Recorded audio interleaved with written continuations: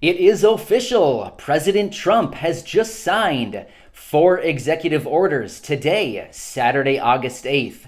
Hey everyone, Matt here, back for another quick video, and I wanted to bring this to you because this is new information as of today, August 8th, and I've been talking about this in my last few videos, and it's official. It happened. So I want to talk about this, break it down, and what does this mean to you going forward. So let's talk about it. The thing about this is going into this, and like I've been saying in my last couple of videos, and with all the information I've been finding online, a lot of people are questioning the legality of these executive orders that he's signed, whether you can actually do this as president, sign these executive orders for the topics I'm about to talk about. So yeah, there's a lot of kickback, there's a lot of pushback, but whether these actually go into effect and start moving into place and they're actually implemented, whether it actually happens or not, if anything, it should give Congress a little bit of motivation to kind of start moving forward with their negotiations. So Trump was he was threatening the last couple days, saying, hey, if Congress, hey you guys, if you don't get anything hammered out here by Friday, I'm going to sign some executive orders. So I like that he's flexing a little bit of his authority here to kind of prove like, hey guys, you guys need to do something here. Otherwise, I'm just going to go ahead and do it myself. So anyway, let's get into those executive orders that he signed and what does this mean for you? So executive order number 1 is extension of the unemployment benefits. So yeah, these benefits expired, I don't know, a couple weeks ago. The end of July, they expired at that extra rate of $600 a week. So President Trump, in his executive order, has extended those benefits at a rate of $400 per week. Now, from the information I was finding online, I did not see anything for a definitive end date. I didn't see how long those benefits are going to go for, but either way, he wants to extend those at a rate of $400 per week. So it's a little bit less than the 600, but it's more than the 200. Either way, I feel like, $400, great. At least we have a resolution there. So executive order number 2 that he's talking about and that he signed today was an extension of the eviction moratorium, which is great. I mean, this is a really big one. I feel like this is a really important one. The reason is that also expired the end of July.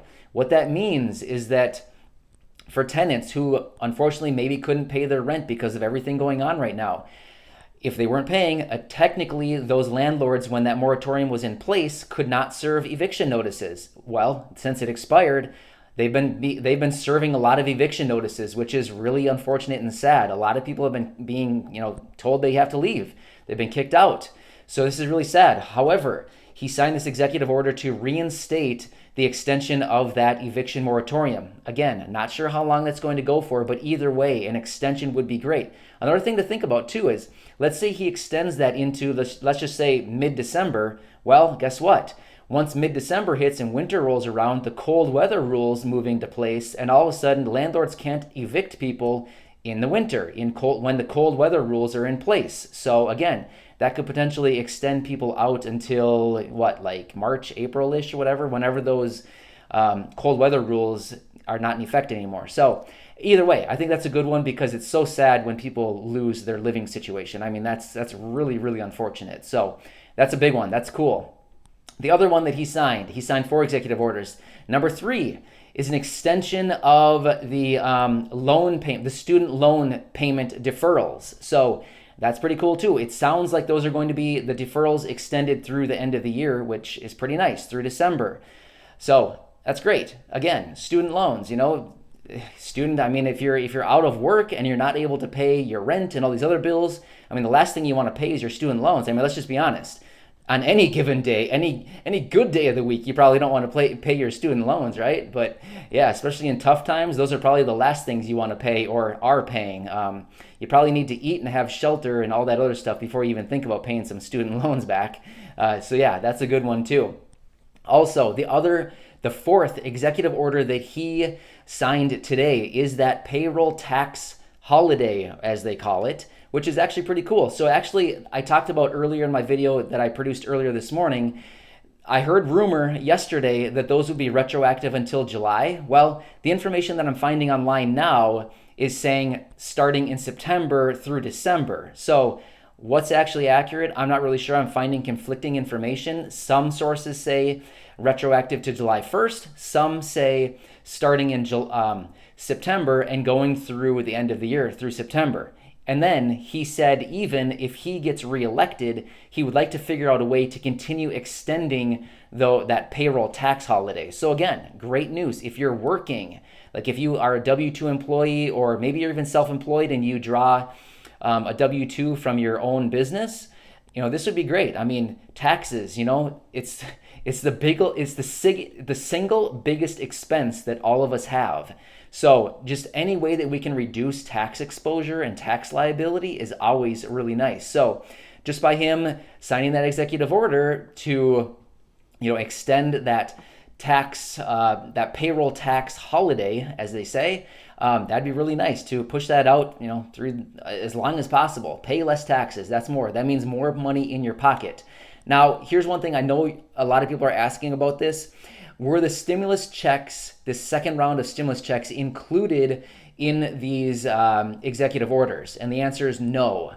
Those are not included. Those need to be pushed through and agreed upon by Congress. However, like I said just a couple minutes ago, hopefully these executive orders and these actions by President Trump, whether they're actually implemented or not, whether it's actually legal for this to go through and, all this pushback that he's going to get from this, hopefully this kind of, lights a little fire under Congress and kind of gets them moving on things to kind of, come back to the negotiating table and let's work this thing out. So who knows?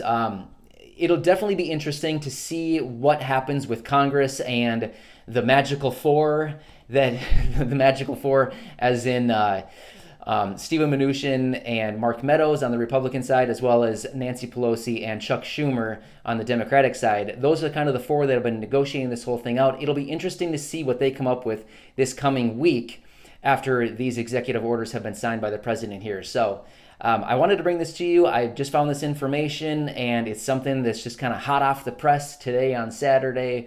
And I wanted to bring this to you. And, ultimately, this somewhat does affect just about everybody out there in some way, shape, or form. Whether you're working, you can get the payroll tax holiday. If you're potentially facing eviction, obviously that may affect you. If you're a student and have student loans, you could be affected that way. If you're unemployed, again, that enhanced federal kicker there at the $400 range. So all this is great. And again, hopefully we can get some movement out of Congress this coming week to get some movement on those stimulus checks. So anyway, I hope you're having a great Saturday, everybody. Thanks so much for watching my video earlier this morning. That was a great one. Corey was with me on that one. I hope you really enjoyed that. I've been enjoying reading through the comments and connecting with everybody there. So enjoy the rest of your day. And Corey and I will be back tomorrow. We'll see you then. Thanks so much.